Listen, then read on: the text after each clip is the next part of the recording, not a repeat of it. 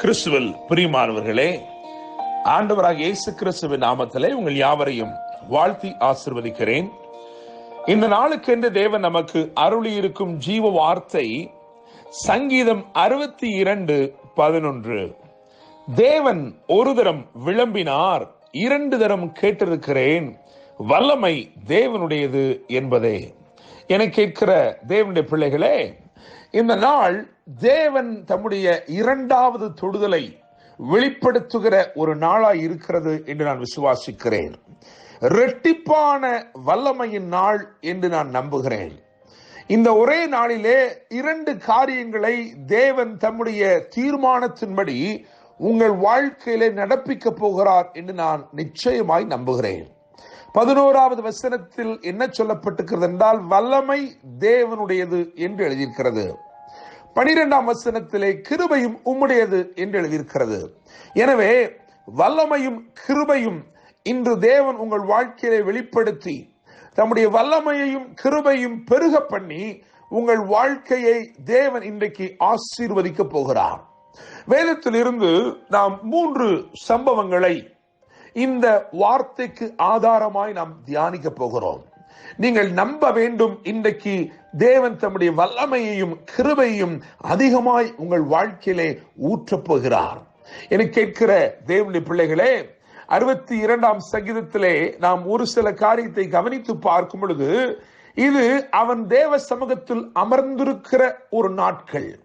அவன் சொல்லுகிறான், தேவனையே நோக்கி என் ஆத்துமா அமர்ந்திருக்கிறது என்று சொல்லுகிறான். எனவே தேவனை நோக்கி அமர்ந்திருக்கும் இந்த நாட்களிலே, அவருடைய சமூகத்தில் காத்திருக்கும் இந்த நாட்களிலே, தேவன் வல்லமையையும் கிருபையும் உங்கள் வாழ்க்கையிலே பெருக பண்ண போகிறார். நான் ஏற்கனவே சொன்ன அந்த 3 சம்பவங்களை வேதத்திலிருந்து நாம் இன்றைக்கு தியானிப்போம். முதலாவதாக மார்க் 8ஆம் அதிகாரம் 25ஆம் வசனத்திலே 2வது தொடுதல் அங்கே எழுதப்பட்டிருக்கிறது. ஒரு செகண்ட் டச், 2வது தொடுதல். பெத்சாயிதா என்ற ஊரிலே பார்வையற்ற ஒரு மனிதனை இயேசுவினிடத்தில் கொண்டு வந்து அவனை தொடும்படி வேண்டிக் கொண்டார்கள். ஆனால் அவரோ அவன் கரத்தை பிடித்து அவன் நடந்திராத புதிய பாதையிலே அவனை நடத்தி கொண்டு போனார்.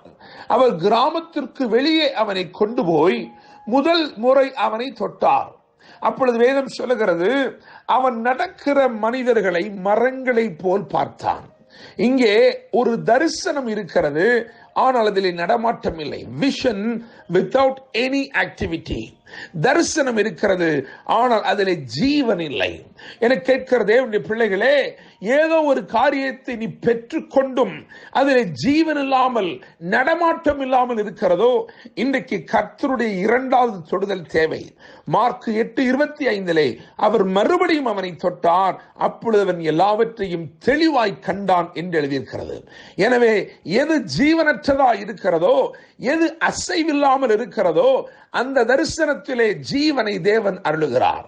அந்த காரியங்களிலே தேவன் தமது ஆவியை அனுப்புகிறார். 2வது தொடுதல் ஒரு ஜீவனை ஏற்படுத்தி ஒரு நடமாட்டத்தை பிறப்பித்தது.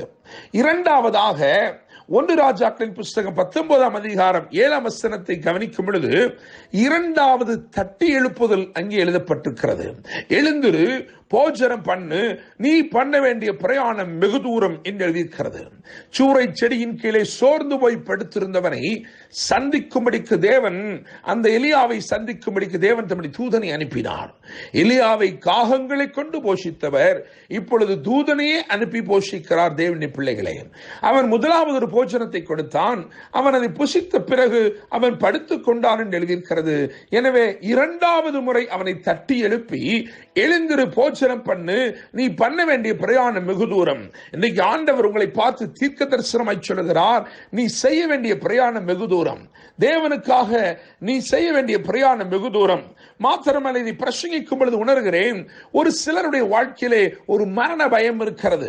நாம் மரித்து விடுவோமோ, இந்த வருடத்தில் மரித்து விடுவோமோ என்கின்ற எண்ணம் உங்களுக்குள்ளே எழும்பிக் கொண்டிருக்கிறது. இன்னைக்கு ஆண்டவர் உங்களை பார்த்து சொல்லுகிறார், பயப்படாதே, நீ பண்ண வேண்டிய பிரயாணம் வெகு தூரமாக இருக்கிறது. உன்னை கொண்டு தேவன் செய்ய போகும் காரியங்கள் அநேகமாக இருக்கிறபடினால் நீ பயப்படாதே, நீ பண்ண வேண்டிய பிரயாணம் வெகு தூரம். மூன்றாவதாக எரேமியா 18ஆம் அதிகாரம் 4ஆம் வசனத்தை வாசித்து பார்க்கும் பொழுது அங்கே இரண்டாவது திருத்தமாய் வணைதல் என்ற அங்கே சம்பவத்தை கவனிக்கலாம். குயவன் வணைந்து கொண்டிருக்கையில், திரிகையிலே அவன் வணைந்து கொண்டிருக்கையில் அவன் கையில் இருந்தது கெட்டுப் போயிற்று என்று எழுதியிருக்கிறது. The problem in the process will be made perfect. என கேட்கிற தேவனுடைய பிள்ளைகளே, ஏதோ ஒன்றை துவக்கி அது தொடர்ந்து கொண்டிருக்கிற நேரத்தில் கெட்டுப் போயிருக்கிறது என்று சொன்னால் அதிலே திரும்பமாய் தன்னுடைய கரத்தை வைக்கப் போகிறார். அவருடைய ஞானம் அதை இன்னும் அழகாய், இன்னும் அதற்கு மெருகூட்டி, அதை எப்படி இன்னும் அழகாய், இன்னும் மேன்மையாய், இன்னும் மகிமையாய் நிறுத்த முடியுமோ அப்படி அவர் உங்கள் வாழ்க்கையில் இடைபட விரும்புகிறார். எனவே 3 காரியங்களை நாம் இன்றைக்கு தியானித்திருக்கிறோம். 2வது தொடுதல், 2வது தட்டி எழுப்புதல், 2வது திருத்தமாய் வணைதல்.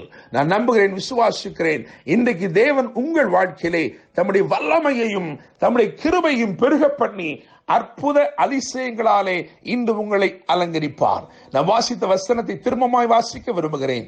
தேவன் ஒரு தரம் விளம்பினார், 2 தரம் கேட்டிருக்கிறேன், வல்லமை தேவனுடையது என்பதை கர்த்தர் இந்த வார்த்தைகள் மூலமாய் உங்களை ஆசீர்வதிப்பாராக. என்று அன்புடன் pastor Daniel Moses. God bless you.